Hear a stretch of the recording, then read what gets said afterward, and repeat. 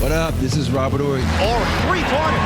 Buries it. You might know me as Big Shot Bob. To Horry for three. Oh, unbelievable. This guy is off the charts. What's going on, Big Shot Bob? Robert Horry from downtown.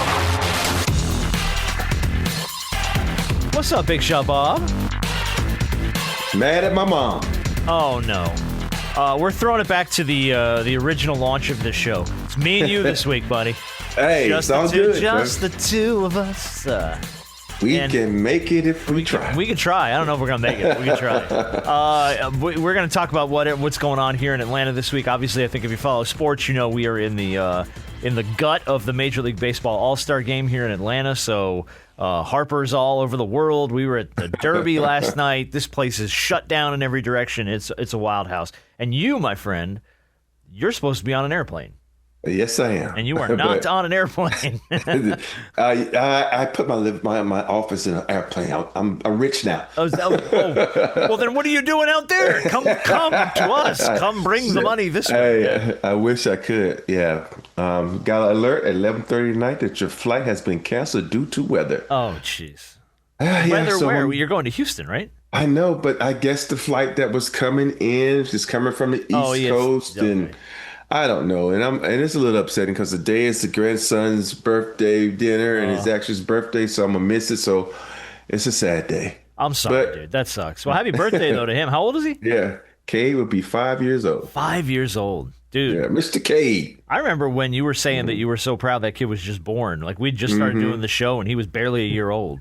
Yeah, and here we are. He's 5, and I said that last night. So we were at the home run derby last night here in Atlanta, and ran into a bunch of we've been working with the Braves. This is my 16th season working for the Braves. Wow. So that's wild. But they were all around when my daughter was born. Like all these dudes and ladies we work with at the Braves, they've known my kid since she was born. And they saw her last night and they were like, who the hell's this? And I'm like, oh, this is my daughter. She's going to be 13 in September. And they're like, how did that happen?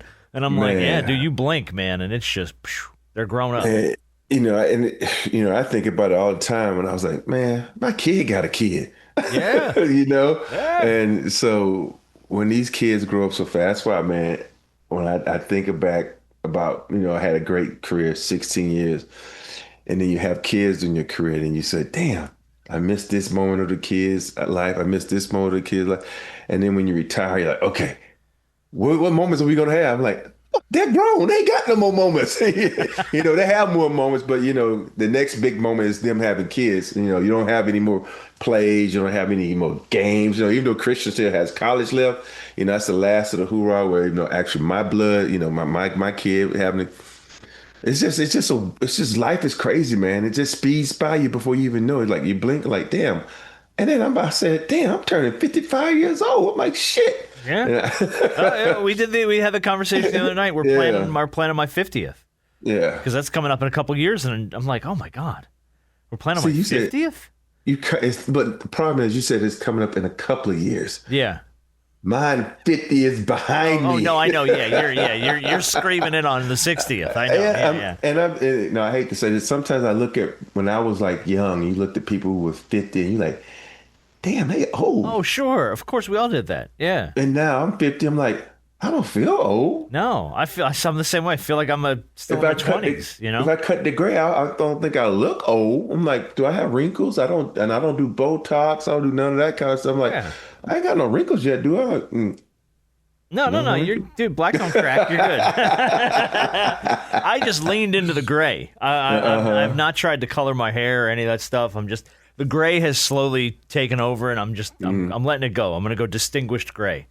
And it's like, for me, it's, sometimes I like to do a goatee, and this is no shot at you, but it just don't look right. A gray goatee just don't look right when your hair is black up here. Yeah, mine's very peppery. Yeah, very salt and peppery. Yeah. Yeah, I don't more like salt than pepper, but yeah. Yeah, I think I'm just go with like the gray beard and the black. It's like, it looks very distinguished, I think, sometimes when it's done just right. Do it. So we're all getting old is the moral of the story. Yeah. And here's how I know that I'm getting old too, because last night we went to the home run derby. I will tell you, I've never been to a home run derby. I've watched them obviously 100 times on TV. Never been to one. A lot more fun on TV. It's hard to follow when you're there because it's like you're trying to find a home run ball, and then you look back and he already hit another one, and you're like, "Oh, where's that one going?" And then you look back and and then you're just like, "Burn!" It's over, and you're like, "Oh shit, I missed." Like I saw like one of those go out.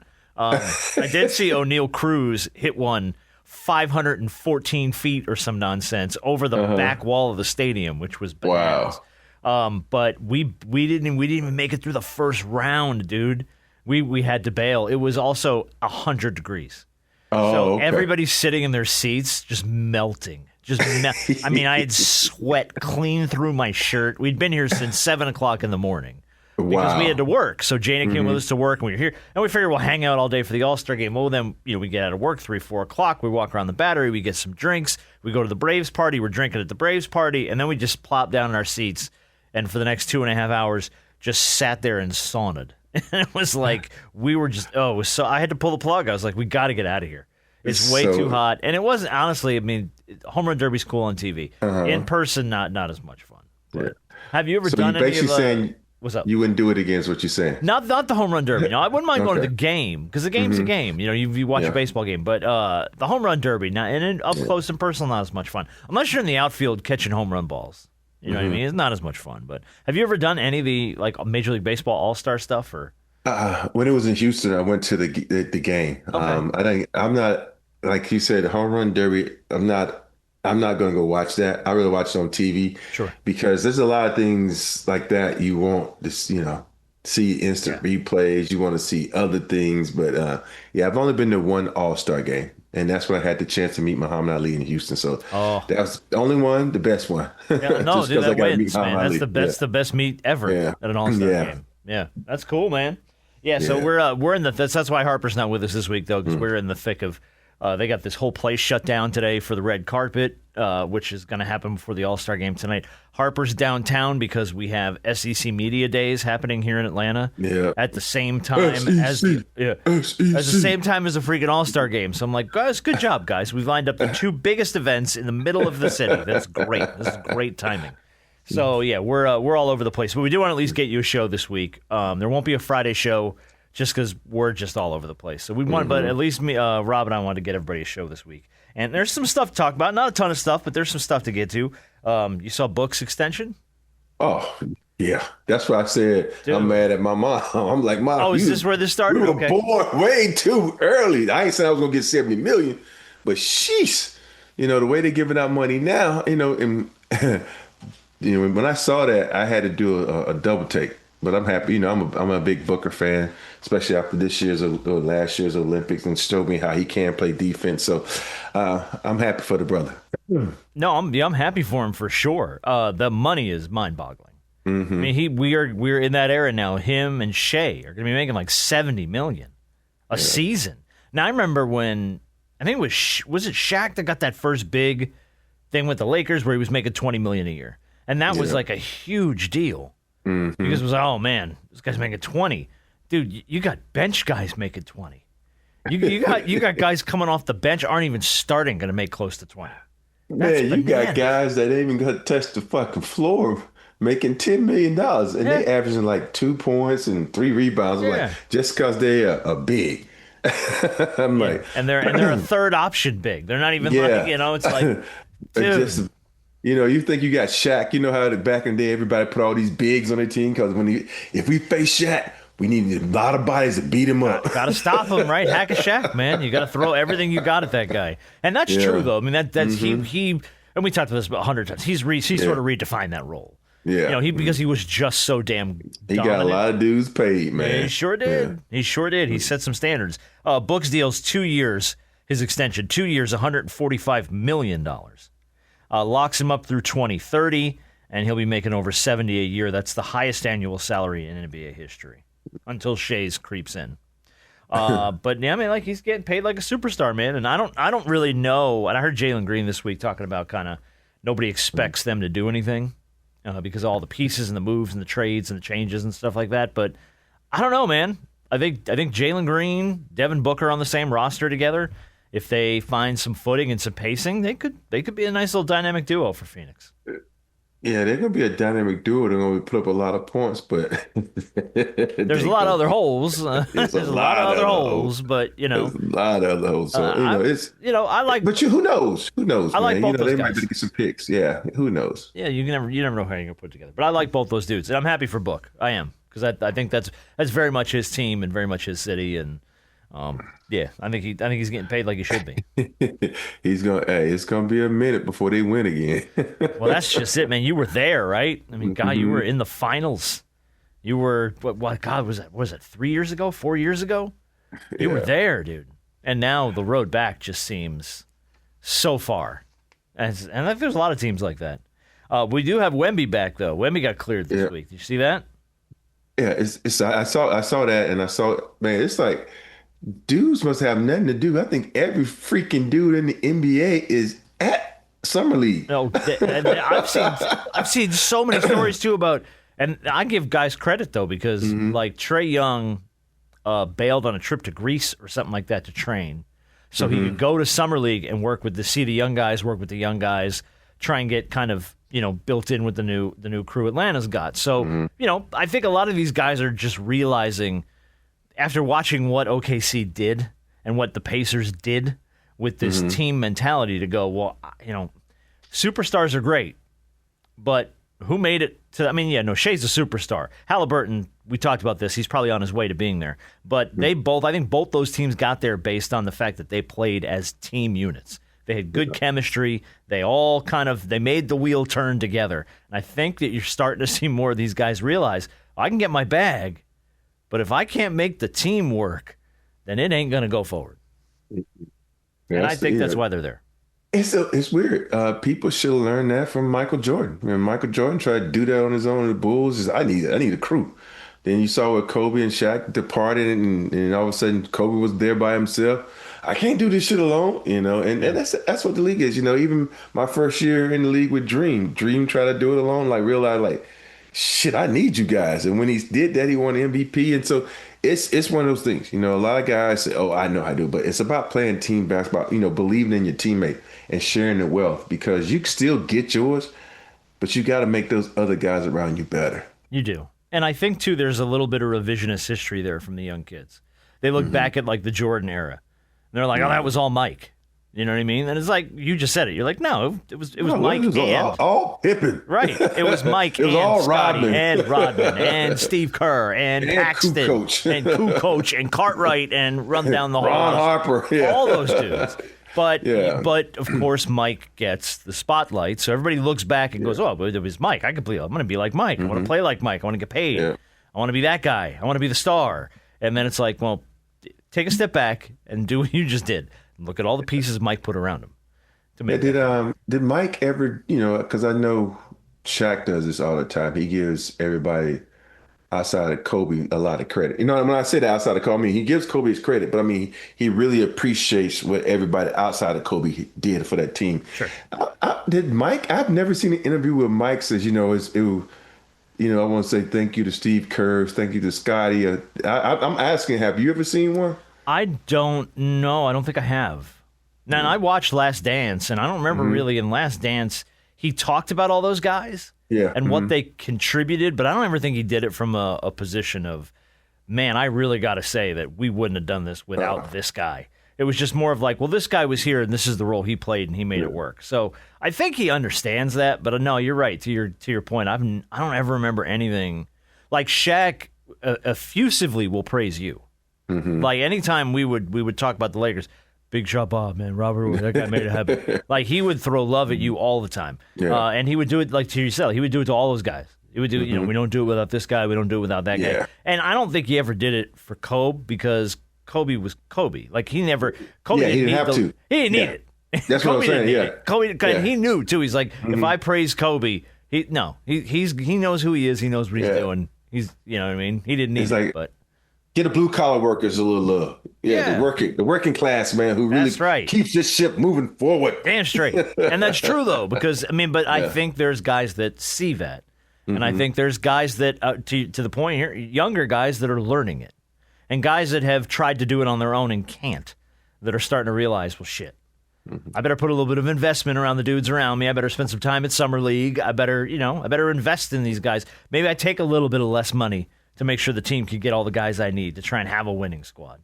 Because at some point you hit that dilemma of, okay, do I get my bag or do I build a team? What do you want to do? And there's ways to do both, but some of these guys take these huge deals. So it is good to see Wembanyama at least back on the floor, because I know, speaking of huge deals, when he's up, $1 million a year, dog, when his deal comes due, boy, that man is going to get broke off something. Yeah. Something like, you think these deals now, this extended book thing and the shape, I can't even begin to think what this Wembanyama contract's going to look like. $1 million a game. Damn. Yeah. I mean, that's realistically where they are. Play a basketball game. That's where they are. $1 million a game to play.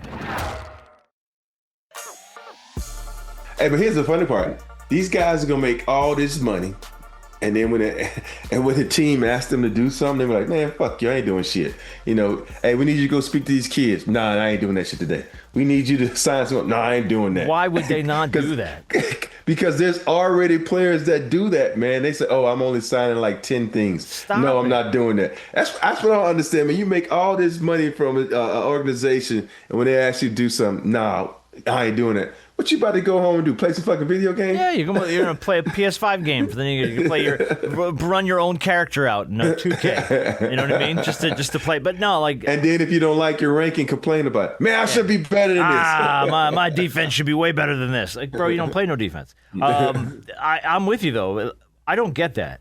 I don't understand that mentality. If the organization wants you to go out and do something for the community, dude, you jump on board. You do it with both hands. You go, okay, you're paying me $60 million, $70 million, whatever it is a season. Okay, yeah, sure, man. You want me to go sign some autographs? You want me to go to Children's Hospital? You want me to do some donation stuff? Or, like, dude, put me on a line in a soup kitchen. I'll serve people food. I don't care. Yeah. Whatever I got to do to give back a little bit but I mean, I think that our mentality, a lot different. A lot different. I think a lot of these kids buy their own hype. I'm really interested to see when the NBA is going to actually cap it. You know what I mean?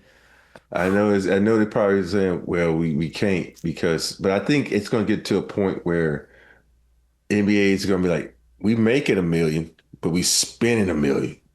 When are we going to cap it? Well, that's going to be a fist fight. That's going to be a fist fight with the Players Association. But here's the crazy part about it. It's like you want to be a fist fight, but shit, dude, you're making $70 million a year. Yeah. You mad because there's another player? That. The PA doesn't like that shit. Do not cap what our guys can make. No. They're never going to go for that. But even if it makes sound business sense, that's right. Even if it makes sound business sense, they are not going to go for that. Yeah. Not in a million years. I know that, but I'm just saying, though, it's just going to get to a point where I'm like, hey, you want to play for me for $1 million? Oh, fuck you. Going over to play. I know I got this guy right here. We ain't winning with you, so I might want to lose with someone else I don't have to pay all that damn money to. Well, I mean, you think about that. When you're going to be paying a guy $1 million a game and you ain't fucking bringing championships home. That's going to be fucking frustrating as hell. Well, then that's the ire of the fans, right? Yeah. That's where the city turns on you. And that's what I think a lot of these guys never crosses their mind, right? Mm-hmm. Until it happens to them. Until it lands in their lap. Until people are going, we're paying you $1 million a game, and y'all are 20 and 40? Like, what are you? You're 20 games under 500? But here's the problem, though. The guy that's making all the money says, they ain't going to blame him. They're going to probably blame the blue-collar guys that, well, if you get me some players in here with me, I might win. But I'm telling you, I think fans are starting to look at this money and they're going to turn that around on them. They're going to go, well, if you wouldn't have taken $75 million this season, we could have got you some damn players. Exactly. That's what you got to look at. Uh-huh. You can't rob the bank and go, why don't we have any money? I mean, like, what are you doing? Where's that Wanda Sykes meme? You motherfucker. You. Yeah, exactly right. You, buddy. Did you see the Paul George thing? No, I didn't. So Paul George had arthroscopic surgery on his left knee Monday to treat an injury that occurred during a recent workout. Dude's getting hurt in workouts now. Mm-hmm. Yeah, he's got a rehabilitation program. Is going to be set to begin. He's going to be reevaluated before the start of training camp. But they said he should be okay for the season. He's returning for his 16th season. He turned 35 in May. and he signed a $212 million deal for 4 years last summer. Fella. So he's a nice guy too. Do you know Paul at all? I've met him a few times. Okay. He's always been really nice. You know, he's always been like. I have no ire against him. Kids. Yeah, me either. I mean, Philly has turned on him hard because of last year, which I get. I think it's tough when you have a season like that and you continue to do your show. I think which is why I stopped doing the podcast for a while. It was like, I'm going to put this on hiatus for a little bit because it's probably not a good look. But, I mean, we talked this bunch. I like Paul's game. I think he's a great player when he's healthy.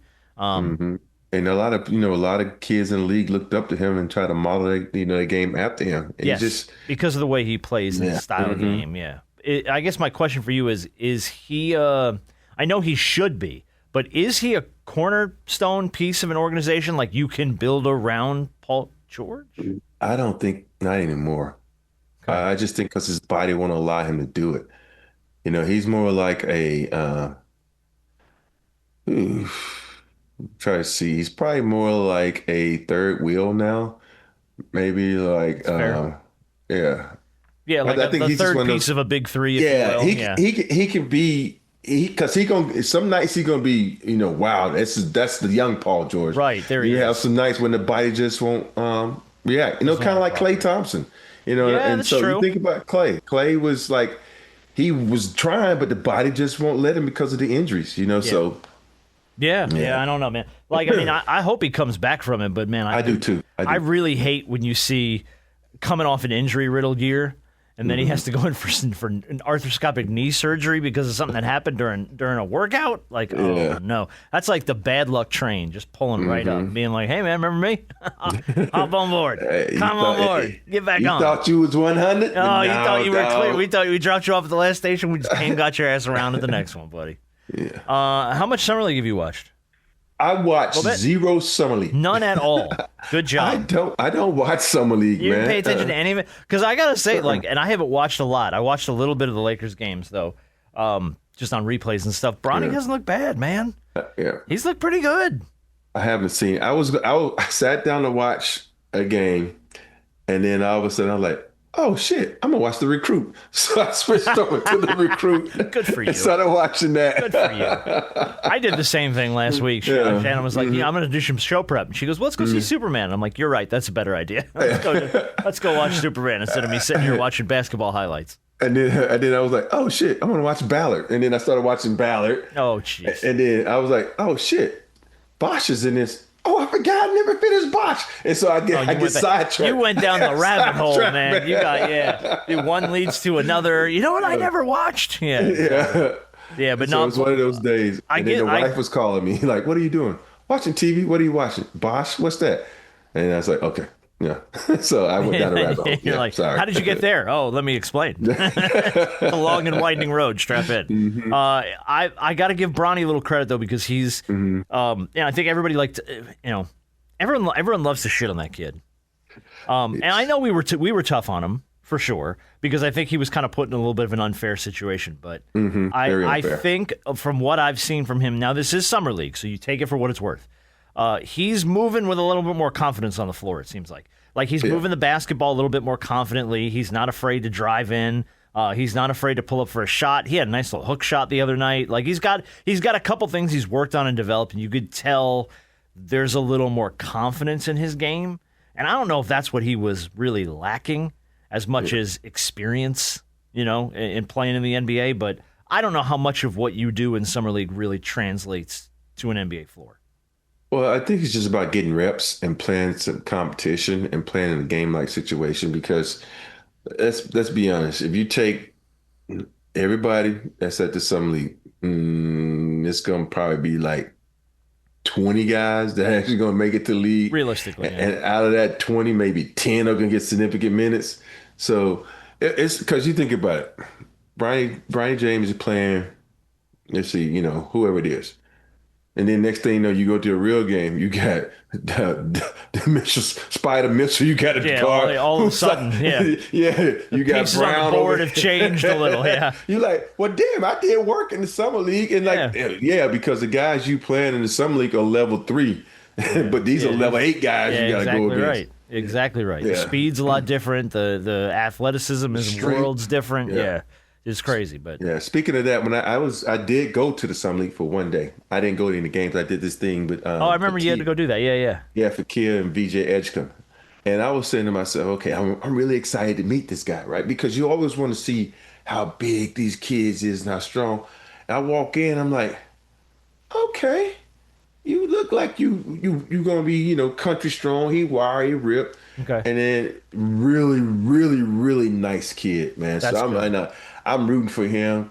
But what I said that to say this, he ain't, for someone to jump that damn high, he ain't that tall, man. And we was talking about that. He's like, dang, I didn't realize you was that tall. And I'm saying to myself, damn, I didn't realize you was that short. And it's just.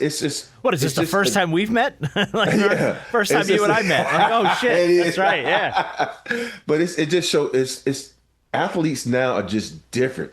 We had a lot of height when we were there. Now these guys are just short and fucking athletic as heck and jumping out of gyms. And so, man. It's a guards league, man. Yeah. And it's just weird to see it, man, how, I'm like, this dude looking in the rim. I'm like, what the hell? I was looking in the rim, but I was 6'10", Yeah. So I'm just saying that because these athletes, man, everybody always think old heads be like crapping on these new guys. We don't crap on you. We just want you to be play defense and respect the game. And I think that's the part where guys think that the new school guys don't respect the game like they should. But it's talking to Edge VJ. I think he's going to be one of those guys to respect the game. Good. I think too, it's a little bit of a semantics thing because the game that's played today is just not the same game you guys played. Mm-hmm. So they play it different. They come at it different because they have to, because that's the way the league is. So it's like you guys you got to play more defense. I'm like, it's not a defensive league anymore. Mm-hmm. Do they need to play more defense? Hell yes. All these guys do. But and then you could point to examples and go, hey, good defensive teams win. Good defensive teams they get further. When OKC like second or third, or top something 10, like that. top 5, top. I think it was top 5, somewhere in the top. Which 5. ain't saying much when you're giving up 120 points. And that's just it, right? Every team is. If you don't crack a century mark on somebody, it's like, well, all right, well, that's a good defensive team. They kept us under 100. What? So it's just but I think a lot of these kids they got to learn it, man, and they got to learn it, and it's hard when the old guys go, well, this is what you should be doing. Because they're just like, no, man, that's not what I grew up watching. Now I watch this game, and this is the way I got to play this game. And you learn the hard way, unfortunately, a lot of times that defense isn't just something you can just do when you feel like it. I did want to bring up. There's a couple more things here, and then I have some awesome audio of the week. I know you're gonna love this. It's gonna make me so happy to play this for you. Did you see? And I know you haven't watched any Summer League, but it was all over social media the last couple of days. I saw that. The poster? I saw that. Oh, you saw the poster? Yeah. Johnny Furphy for the Pacers postered, I don't know how to say this young man's name, Noah Assange, I guess, of the Bulls. And, dude, he caught him, the face the kid Noah kid makes in the poster. I mean, he just got him like he was just mid-horror film. It was like he was being murdered at the rim. Oh, it was brutal. Hey, when I saw that, I'm like, man, put that on a card right now. Right now. Hey, put that in my room right now. I'm like, hey, I'm at some autograph session right now. Listen, I'm selling these for $5,000 an autograph because that's one of the best posters you ever see. Ever. Because you're like, Oh yeah, no, he was stabbed midair. Now the best is they put it up on SportsCenter. They played the highlight and they put the poster up on SportsCenter, and the two SportsCenter hosts could not hold it together. I need Buddy to be healthy. Oh my goodness! Cocked it way back. I think we'll see SportsCenter tonight with that one. Oh, yeah. Putting Noah SNK on a poster. Oh, that's the worst poster I've seen in my life. Wait, is that real? Wait a second. He says that real. Oh, wait, I gotta continue. That was rough.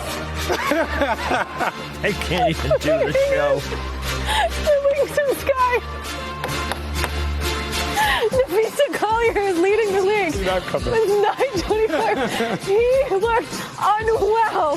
This is hard to do right now because I just want to laugh. They couldn't even continue with SportsCenter because they were just falling out over that poster. Is this real? Wow. Is Man, this real life? That face, man. That's you've seen dunks like that, but the face, like, like Goonies from Sloth from Goonies. Yeah. Oh, dude, he got slaughtered. And I mean, like, I wish nothing but the best for that young man, but I think you got to hang him up.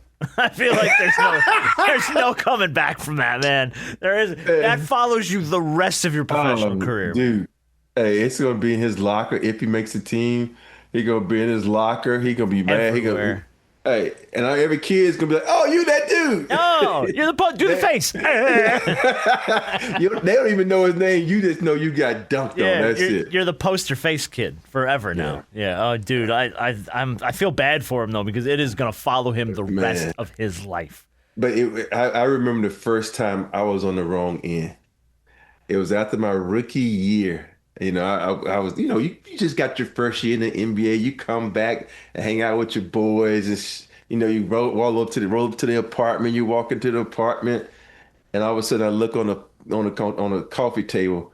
They got 5 magazines of Sean Kemp dunking, and I'm looking at me like, Oh, so Sean Kemp was the one who postered you. Yeah. Oh, well, that's I try great. to, you know how you coming down on a fast break. This is the golden rule.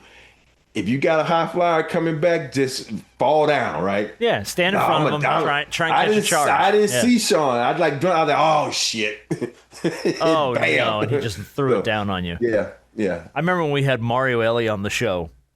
He said that Sean dunked on him one night and then rounded the corner and grabbed some popcorn out of somebody's popcorn bucket, running back up the floor. And I'm like, oh, that's the most disrespectful. Like, not only did he dunk on your head, he ate some popcorn on the way down on the floor. That's bad. Sean posted a lot of people, though. A lot of people. Dude, as long as I didn't get this right here, I was fine. Oh yeah, the point? Oh, yeah, no. If you got pointed at, that was it, man. Retire.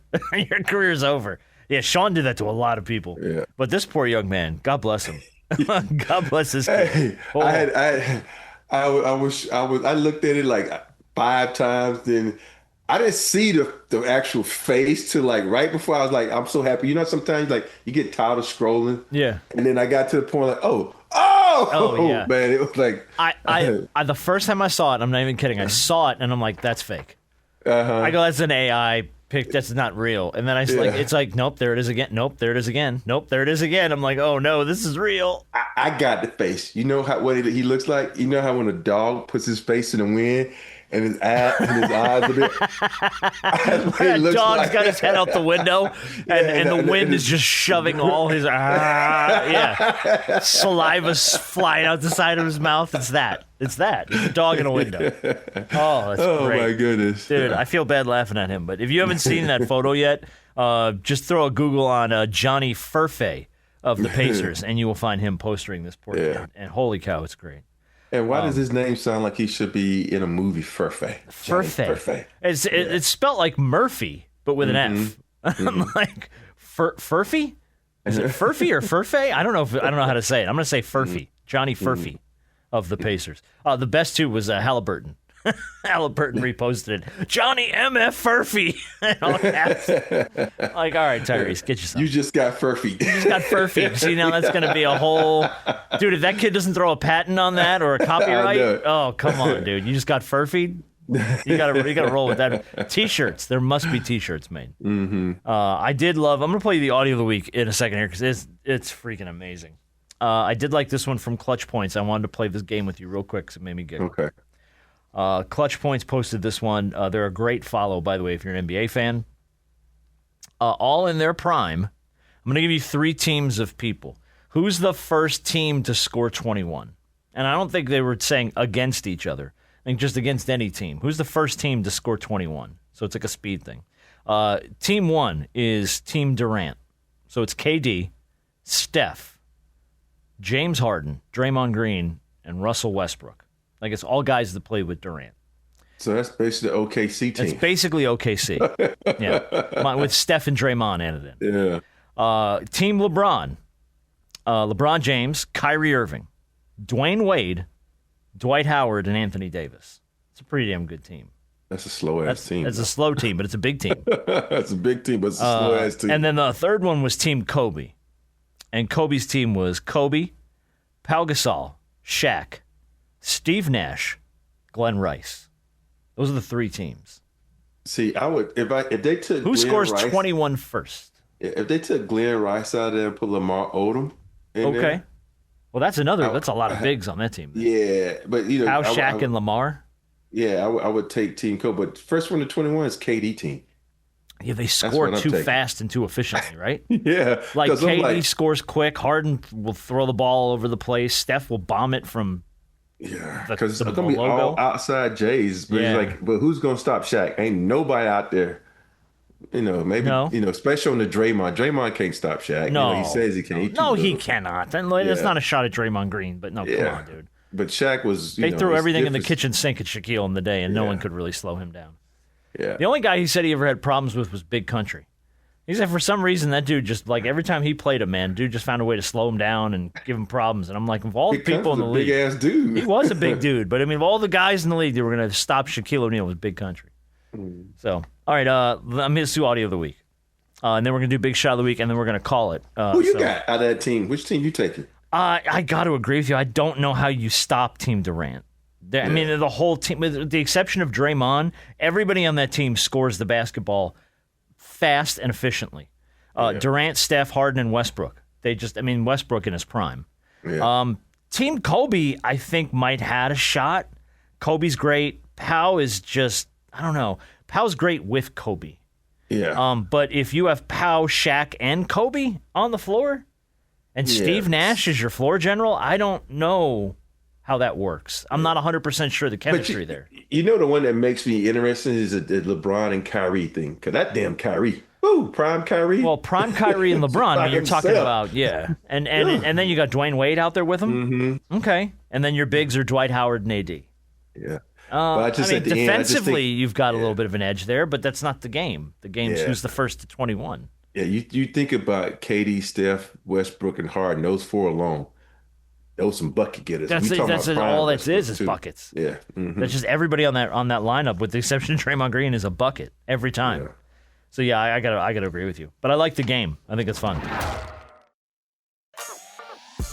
All right, I want to thank ABC 13, WHAM in Rochester, New York, for interviewing this man on the scene of a mountain lion sighting in a suburban neighborhood in Rochester, New York. So every now and then you get those like random, there's a mountain lion in the neighborhood.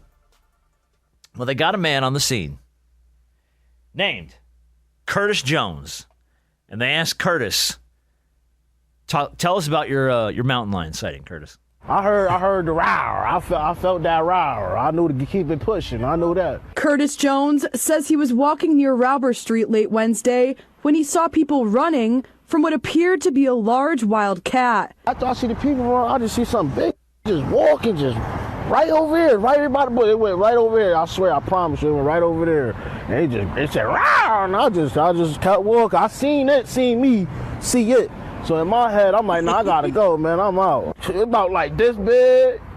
Word. It was just walking, slithering. Like, it was, I don't know, man. A shelter in place was ordered and then lifted when RPD was unable to verify the presence of a wild animal. You gotta keep this bat right here, man. I'm gonna keep this bat right here, man, just in case. I'm gonna protect this. I ain't gonna let nothing happen to us, nothing, okay? They ain't find it last night. It's still out here. It could be out here in one of these bushes or something. You know, them mountain lions, they be they be crawling. And, they serious. I don't play with lions. I don't play with tigers, bears, nothing with the wild. I don't play with those.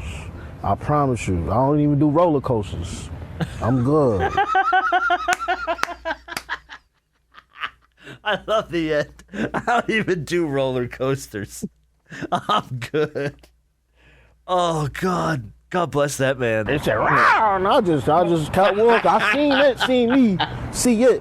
So in my head, I'm like, nah, I gotta go, man. I'm out. I seen it. See me, see it. See, I gotta go. I gotta go. And then it said round. It said round.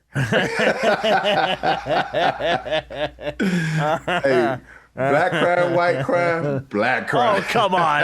Hey, come on.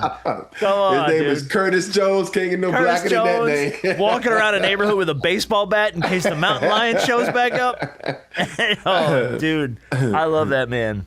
That is absolutely outstanding. So I seen it. See me, see it. I know. What is he talking about? That's a great episode name, though. I know. I seen it. See me, see it. People be like, "What is wrong with these two?" Rochester Police Department said they were aware of it on social media. They never found the mountain lion, but there were lots of videos that popped up of people showing the mountain lion at night. So there was one in the neighborhood in Rochester. But don't worry, Curtis Jones on the case. It said round. He's on the case. He's got that baseball bat. He ain't gonna let nothing bad happen to any of us. All right, let's do Big Shot of the Week. It's going to go to a young woman named Estrella Quiros from Miami, Florida, and here's why. She's a 29-year-old. She was driving to pick up lunch when she noticed an elderly woman walking slowly down the street. She decided to offer the woman assistance. Turned out the woman was a 97-year-old retiree named Lillian. They became fast friends. Lillian told her she used to be an accountant, but now she lives alone on government assistance.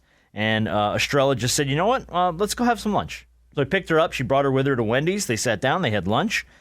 She shot a little bit of video, the two of them talking and becoming buddies. And it got about 100,000 views on TikTok, 2 million views on Instagram. And Estrella and Lillian now, Estrella's 29, Lillian is 97, have shared a lot of lunches together. They've become very good friends. They got a lot of stuff in common, like family from the same parts of Central America and stuff like that. And Estrella said this didn't didn't require any cash. A little bit of lunch here and there, and they get together and they spend time together and they talk. And she said it's made her life better and it's made Lillian's life a lot better. So just big shot of the week for someone doing nice for another person with nothing on the line for it. Just being a great human being, just man. Being That's what a it's good about person, sometimes. dude. Yeah. Especially in these crazy, mad times. Just be a good person, and hopefully it'll come back to you tenfold. So thank you. Yeah, especially a 97-year-old lady.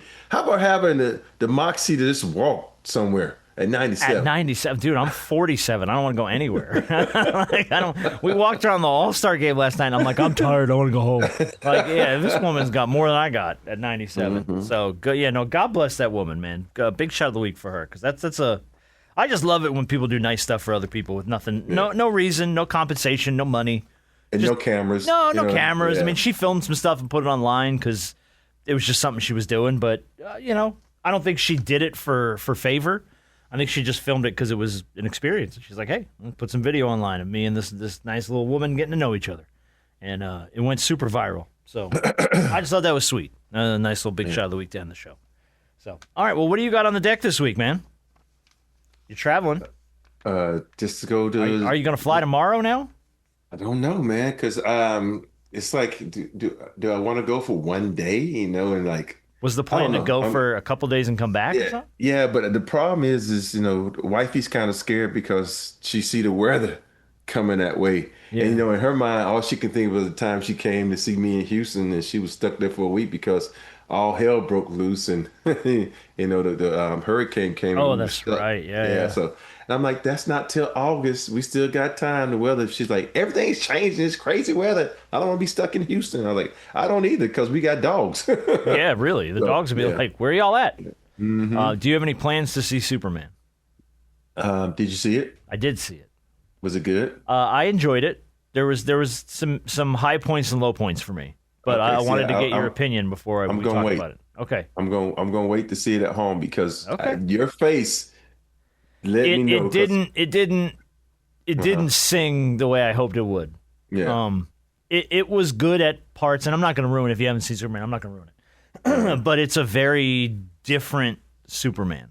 Okay. Than the Superman of old. Not even of old, but like the last iteration with Henry Cavill, who I actually really enjoyed, thought was a very good Superman. I did too. The tone of those movies is very gritty, and this one is a lot more goofy and fun, and it's a mom and Pa Kent, totally different vibe. His relationship to Lois is very good. It's kind of the heart of the movie. Crypto steals the whole movie. The dog is awesome. The Justice League type stuff that's in the film is a little weird at times. And there's some stuff about Nicholas Hoult, great Lex Luthor, by the way. Nicholas Hoult plays a great Lex Luthor. But the Superman of it, I'm a little on the fence about it. So we'll wait till you see it to get into the spoilery conversation. Yeah. That's like, when I finally saw Sinners, I'm like, everybody was talking about how great it was. I'm like, I liked it, but it wasn't, everybody had built it up to be one of the best movies ever. I'm like, this ain't nothing but Dust to Dawn. Like, I've seen this movie. Selma Hayek was naked in the first one, so y'all got some work to do. Exactly. I'm like, what? It's like, it was a good movie, but it's just a country Dust to Dawn. Yeah. So. And I had friends of mine, same thing. Superman, changed the whole tone of comic book movies forever. And I was like, oh, wow, okay, this must be great. I'm like, no, I mean, it just changed the way I guess the colors and the goofy dialogue. It's a very James Gunn movie. Well, I think also with us, we're like deep divers. And, we love our comics. We love our DC. We love our Marvel. And sometimes we expecting something to be really, really good. And so I'm about to watch it. But you know what? I'm going to have to go watch it in theater because I just want to eat popcorn. You should. It's a good experience. It really is. I didn't not enjoy the movie. I really did enjoy the movie. Overall, I think it had a lot of really good elements in it. I'm just curious to get your take on, and really the only thing that really had me wavering on this film was the Superman of it all. Okay. And that's all it was. It's just because he's a different kind of Superman. And I'm not going to ruin anything, but James Gunn even says in all these interviews, he's like, my Superman is very beatable. Like, he's not invincible Superman. He can lose a fight. And you're like, I'm not used to that. I'm used to Henry Cavill catching Steppenwolf's axe on his shoulder and just being like, not impressed. and just blowing it away. That's what I'm used to.